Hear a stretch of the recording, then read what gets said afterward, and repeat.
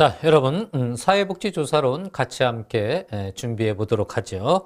자, 먼저 과학과 검증 방법에 대해서 살펴보도록 합니다. 과학과 비과학을 비교할 수 있어야 되겠고요. 또 균합법과 연역법을 구분할 수 있어야 되겠습니다.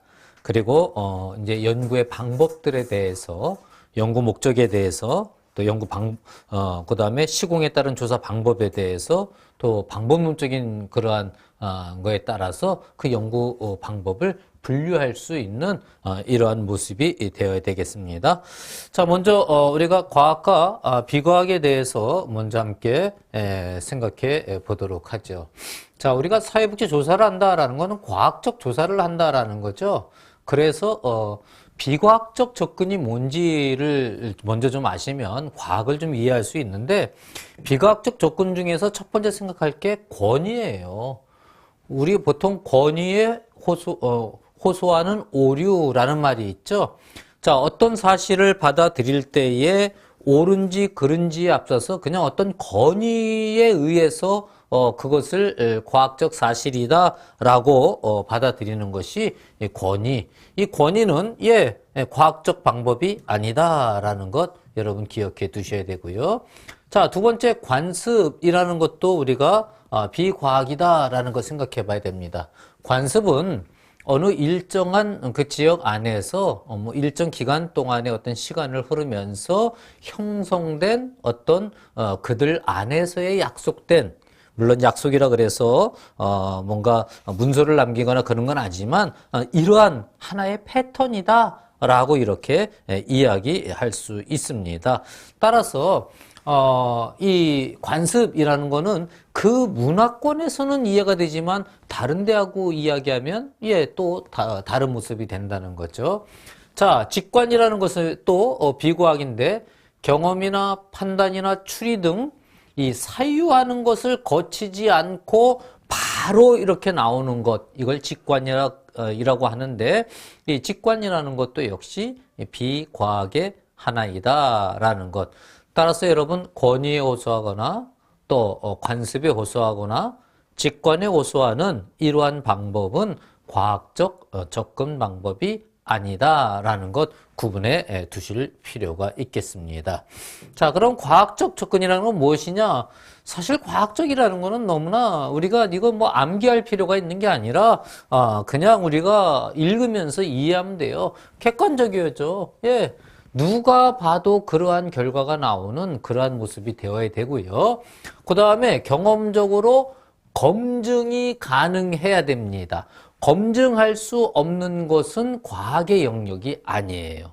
과학의 영역은 검증할 수 있는 모습이 되는데, 경험적으로 검증한다는 건 즉 우리가 너하고 나하고 또 우리가 검증해서 그걸 알 수 있는 것, 이것을 경험적으로 검증한다라고 이렇게 이야기합니다. 그래서 검증 가능해야 되고요.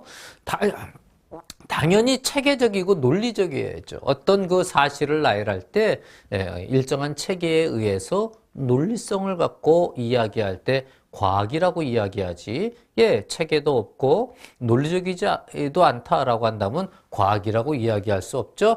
그 다음에 과학은 일반적인 것을 추구한다. 이게 뭘 얘기하는가 하면 과학은 적용성을 갖는다라는 거예요. 적용성이라는 건, 자, 이걸 하나를 밝혔어요. 그럼 이걸 밝힌 거로 끝나는 거 아니라 이걸 밝힌 걸 가지고 전체에 적용을 하려고 밝히는 거죠. 그렇지 않으면 밝힐 필요가 없다는 거예요. 그래서 일반적인 것을 추구한다 이렇게 이야기하고요. 그러면서 과학은 구체적이다. 일반적인 걸 추구한다 그러니까 그냥 일반적인 이야기를 하느냐? 그거 아니에요. 그걸 얘기하는 거 아니다라는 것이죠. 어떤 것이 과학이 되기 위해서는 구체적 내용을 가지고 있어야 됩니다. 그게 모두에게 적용되어지는 게 일반적이다라는 거예요. 그래서 일반적인 것을 추구한다, 구체적이다라는 것도 함께 여러분들이 같이 아울러서 이해해 두실 필요가 있습니다. 자, 사회과학이라는 것들을 한번 생각해 봅시다. 사회과학은요, 19세기 꽁트에 의해서 사회과학이 시작되었어요. 근데 사회과학은요, 재밌는 거예요. 과학을 맨 처음에 이야기할 때 인문과학, 자연과학 또는 인문학, 자연과학 이렇게 구분했어요.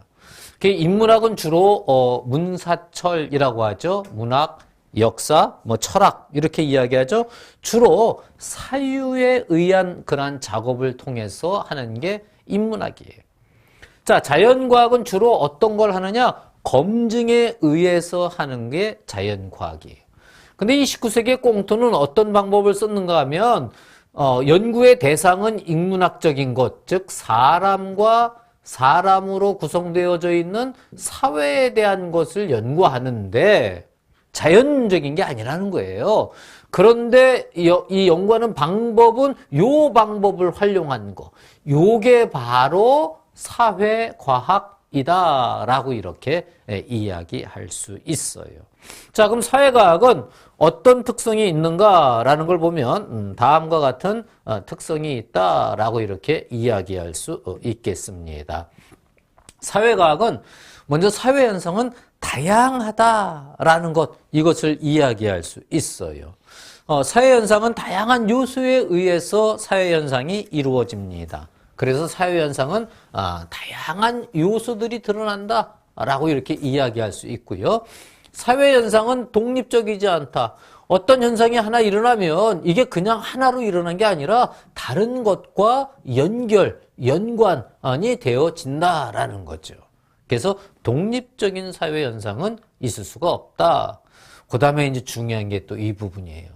사회 문제는요, 사회 문제에 대해서 연구하는 게 사회과학이라고 할 수 있죠. 근데 이 사회 문제는 횡단적, 종단적 관계망이 함께 연결되어진다. 자, 횡단적이라는 건 지금 이 시점에 있는 걸 횡단적이라 그래요.